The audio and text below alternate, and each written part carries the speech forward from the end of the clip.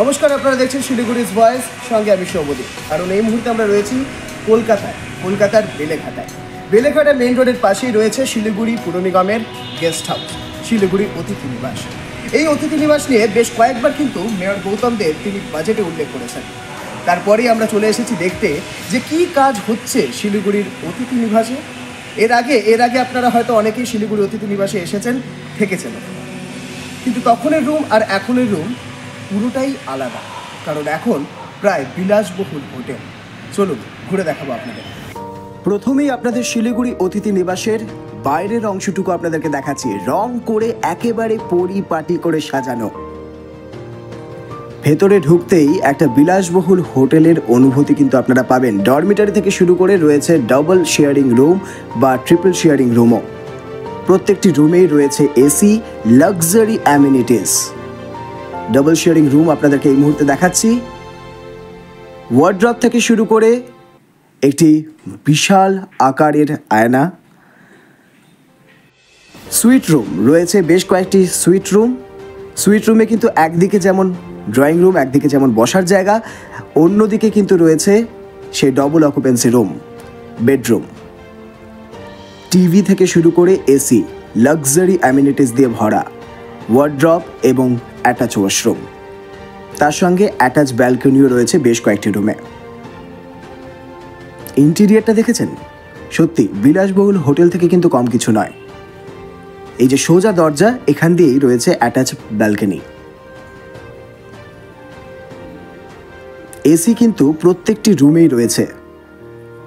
সরকারি হোটেল, সরকারি guest house শুনলে আমাদের প্রথমে যে ছবিটা মাথায় আসে তার থেকে একেবারেই ভিন্ন ছবি। আরেকটি সুইট রুম আপনাদেরকে দেখাচ্ছি, একইভাবে বসার জায়গা, তার সাথে বেডরুম। অসাধারণভাবে সাজানো, অসাধারণ ইন্টেরিয়র, তার সঙ্গে অ্যাটাচ ওয়াশরুম। গিজার কিন্তু প্রত্যেকটি ওয়াশরুমেই রয়েছে,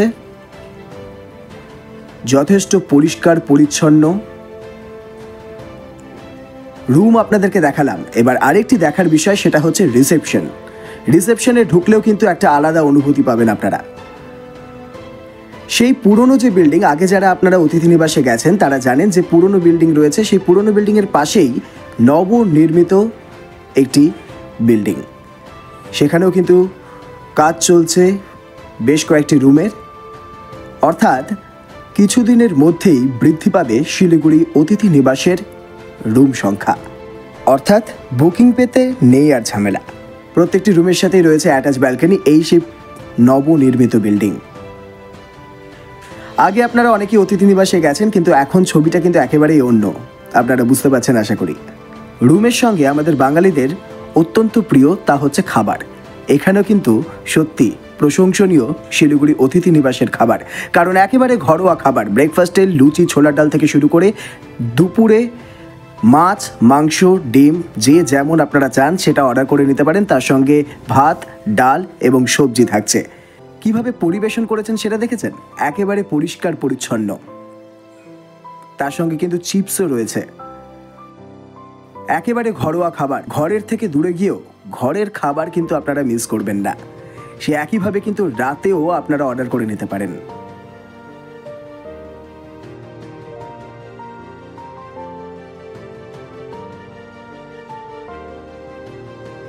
এই বিষয়ে শিলিগুড়ি পুর নিগমের গেস্ট হাউস বিভাগের মেয়র পরিষদ রাজেশ প্রসাদ শাহ কি জানিয়েছেন, শুনুন। হ্যাঁ, আপনি গেছিলেন, হয়তো আগেও আপনি এই বোর্ড আসার আগেও আপনি গেছেন, আর এখন যাই দেখে আসছেন।